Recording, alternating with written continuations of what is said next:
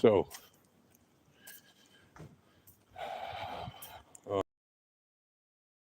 Monday, the 23rd of February 2025, and the reason I mentioned the date is because it is relevant to the time of this video.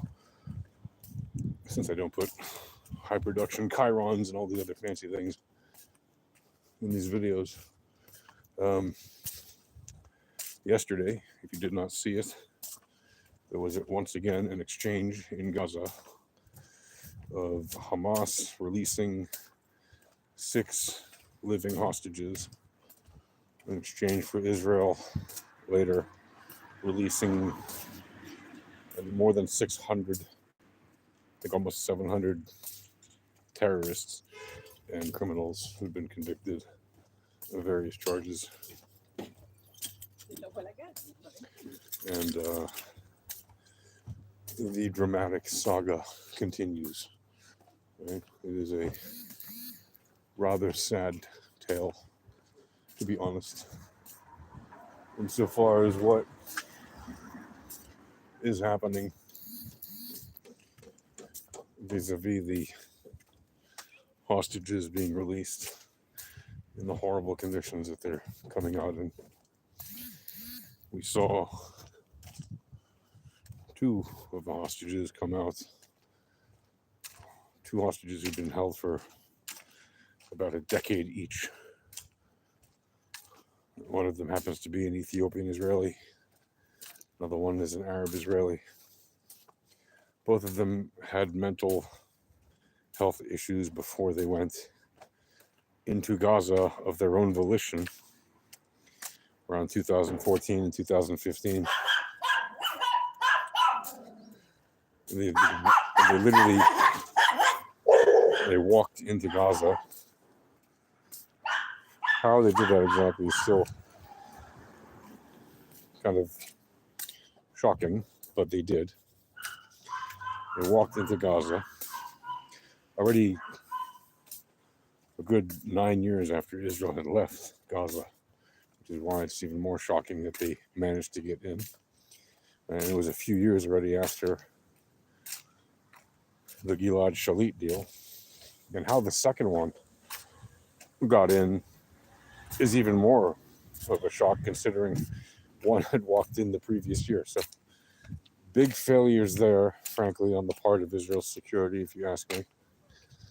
Because how are 2 civilian Israelis walking into Gaza in 2014, 2015? Well, it happened. And yesterday we saw these 2 men released looking like hell. Right? Well, the second one we didn't even see, but we saw the first one, the Ethiopian Israeli, Mr. Mengistu, getting released. And he looked like hell. You could tell the guy's, the guy needs support. And he's getting that now in Israel, in hospital. But it's going to be a long road. Who knows? I don't think anybody can ever fully recover from living that kind of hell, but people do. And I mean, this country is built on the backs of people that survived. A lot of people that live in Israel, or that lived here 80 years ago, and after World War I or World War II, and they came to Israel before it was Israel, and some of them came after Israel was declared a state again, and they built this country into an amazing, formidable country. Right? They contributed to it significantly. Yes, you could argue, not even argue. Historically, people were building this country ready for half a century, and people were here for thousands of years, nonstop, continuously. There were Jews here for thousands of years. But, the real movement to reestablish the state started in the late 1800s, late 1890s, with the establishment of the Zionist movement, which is the movement to basically allow Jews to have a homeland in their ancestral homeland, over which they have sovereignty and self-determination. That's all Zionism is.